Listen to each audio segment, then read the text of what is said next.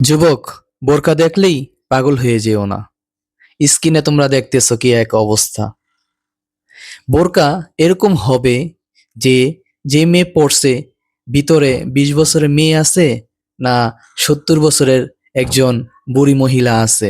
তাই তোমাদেরকে বলতেছি, বোরকা দেখলেই পাগল হয়ে যেও না। কারণ বোরকা বর্তমান হয়ে গেছে ফ্যাশন। কারণ আমাদের প্রিয় নবী হযরত মুহাম্মদ সাল্লাল্লাহু আলাইহি ওয়াসাল্লাম যেভাবে একজন মেয়েকে পর্দা করতে বলা হয়েছে, ঠিক বর্তমান সময়ে কিন্তু সেইভাবে তারা পর্দা করতেছে না। তারা আজকে পর্দার নামে যা মন চায় তাই করতেছে।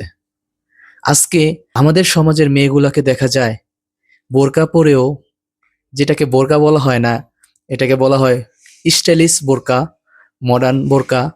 যেই বোরকা পরলে তাদের শরীরের সমস্ত কিছু বোঝা যায়, সেটাকে কখনো কি বোরকা বলা যায় না। আল্লাহ তাআলা আমাদের মা বোনদেরকে সঠিকভাবে চলাফেরা করা তৌফিক দান করুক। যাদের মেয়েগুলো এভাবে নাচানাচি করতেছে, মৃত্যুর পরে মনে হয় তাদের জন্য রয়েছে জান্নাত। আপনাদের কি এটা মনে হয়? যে মা বাবা তার সন্তান প্রকাশ্যে এইভাবে নাচানাচি করতেছে, না জানি আল্লাহ তাআলা তাদের জন্য কবরস্থানে ভিতরে জাহান্নামের কত সুন্দর ব্যবস্থা করা হয়েছে।